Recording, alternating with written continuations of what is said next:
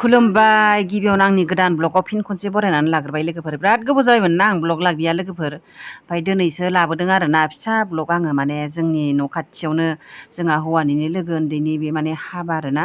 ओमफ्राय बेयावनो आङो दसे थांनानै माने लाबाय ब्लगखौ ओमफ्राय फुराबो लानो मोनाखै आरोना भिडिअखौ आंनो देलायहोदोंमोन देलायहोनाया बेफोरखौ लानाय जायाखै लोगोफोर ओमफ्राय दा नायलांखादो नोंथांमोना हिन्जाव गोदानखौबो नुसिगोन हाबाखौबो नुसिगोन आरो गासोदों सिख्लाफ्रा बिब'ना बिबाजै जायो दा गामिनि सिख्लाफ्रा बिबाजै जायो आरो बिबाजै गोदानजों भिडिअ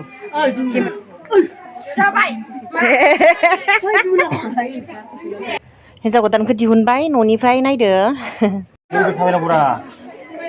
गोजायाव थुनांगौ गोजायाव थुबाय अ जाबाय थादों दे मोजां ला बारा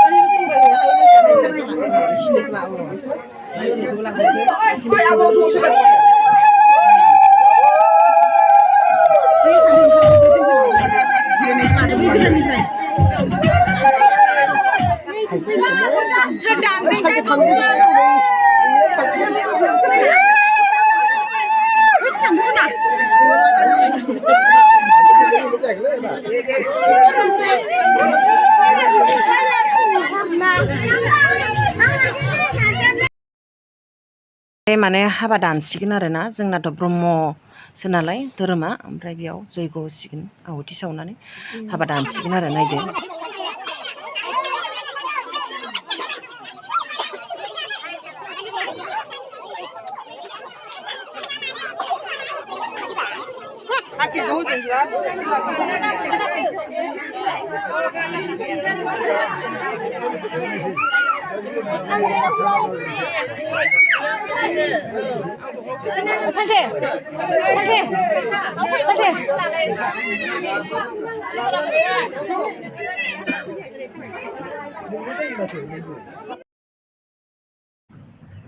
बे बिदा ओमफ्राय बिदाया आखाइ हमगोन आरोना बिदाया गथायसिगोन बिनानावखौ अरुणाचलनिफ्राय फैदों बिथांमोना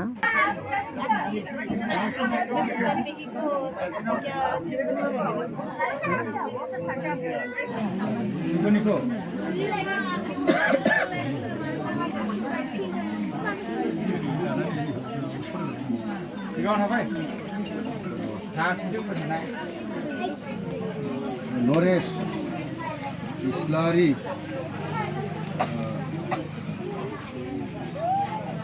श्रीजुत माननीय श्रीजुत पुत्र श्रीमान किरत इस्लाम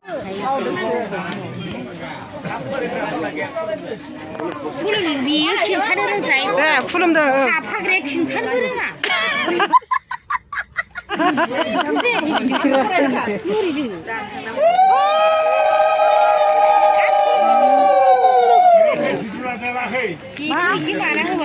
दे आरो सोनानै होबावदो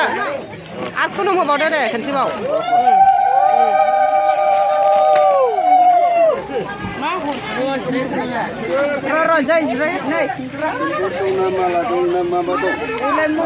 दं मोनसे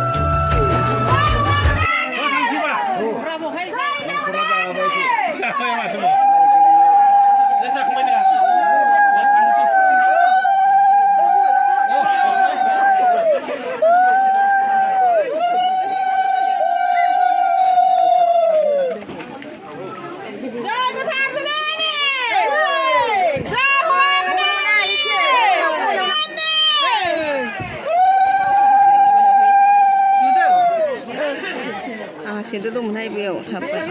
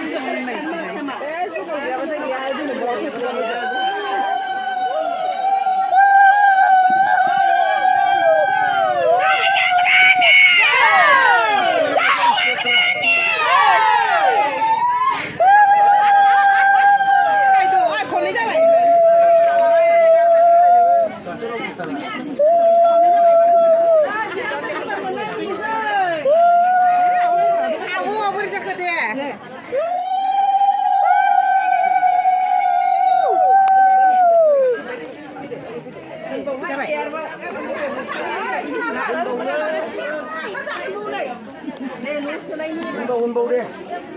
Là mặt thử.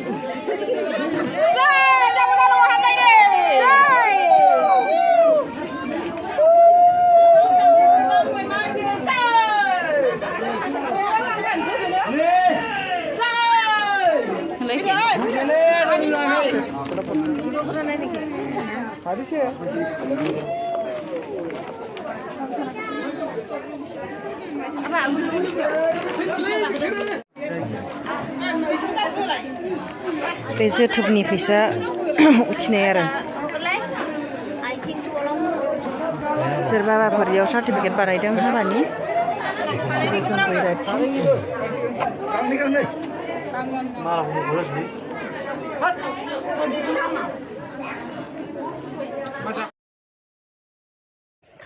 हाबाया जोब्बाय ओमफ्राय बे बिदा सानैबो ओमफ्राय बिबाजिफोर दय फट' थिखिबाय थानाया बिसोर बिबाजि सानैबो फैदों बिसोर बिदा नैबे देरसिन बे उन्दै हाबाया बायबाय जोब्बाय ओमफ्राय दा